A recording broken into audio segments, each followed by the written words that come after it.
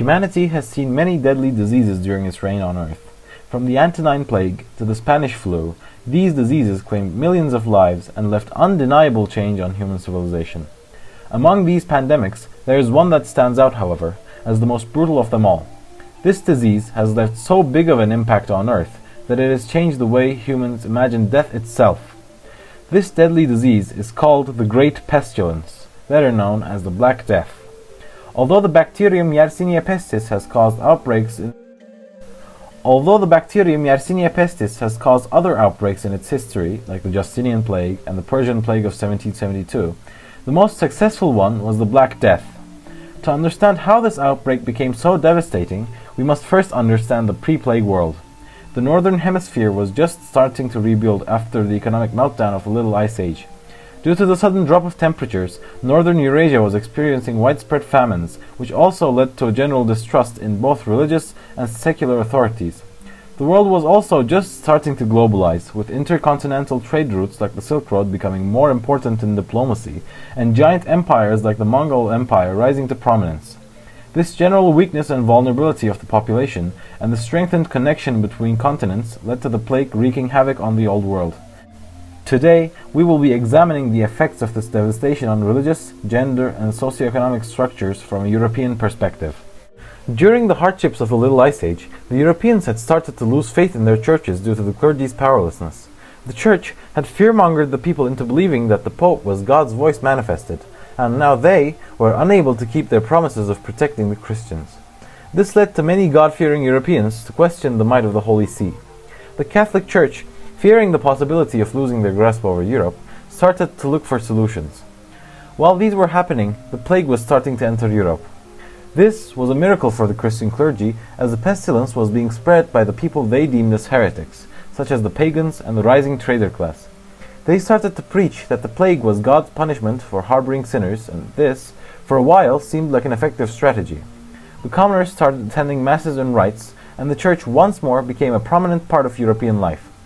This success was short-lived, however, as the population started to realize that the plague didn't only affect sinners.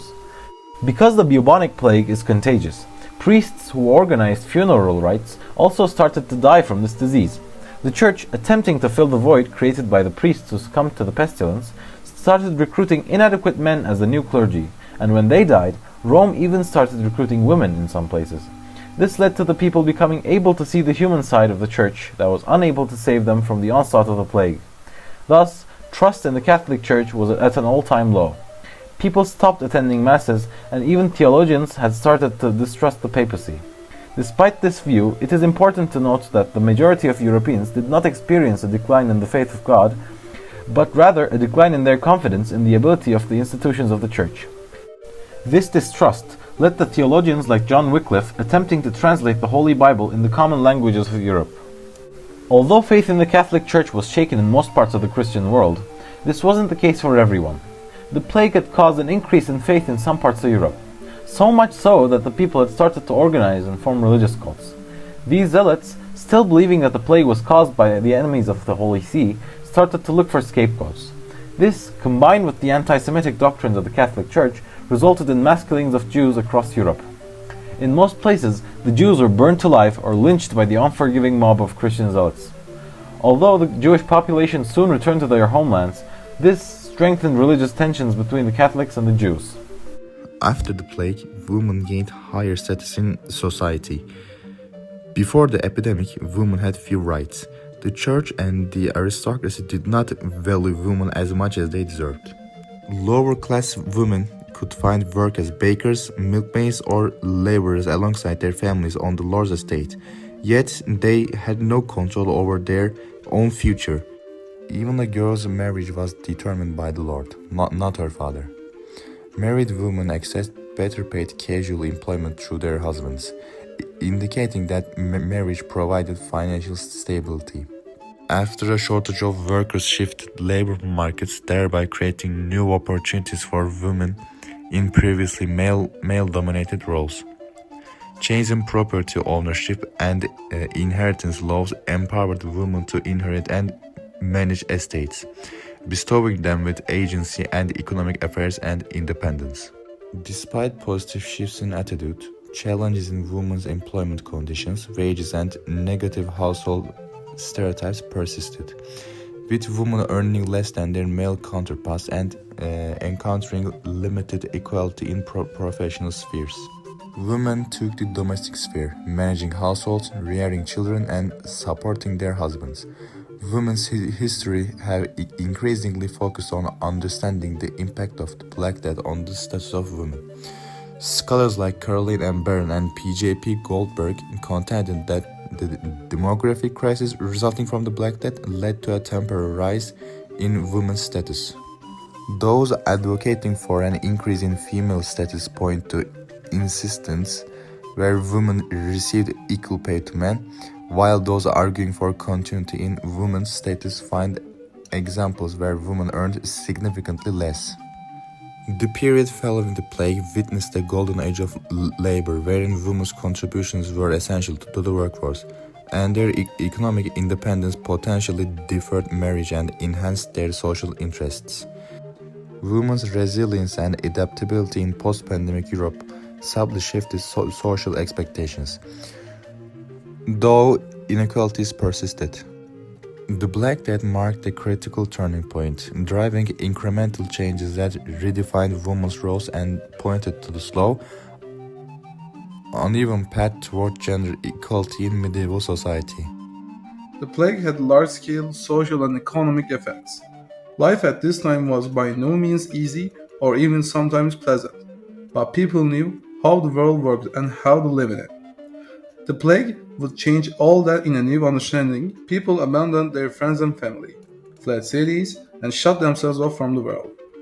Funeral rites became cursory or stopped altogether, and work ceased being done.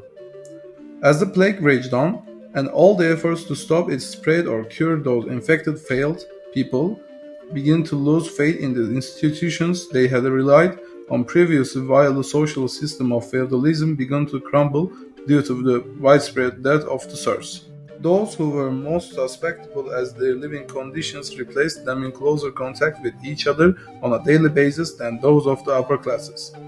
The plague ran rampant among the lower class who sought shelter and assistance from friaries, churches, and monasteries, spreading the plague to the clergy, and from the clergy it spread to the nobility.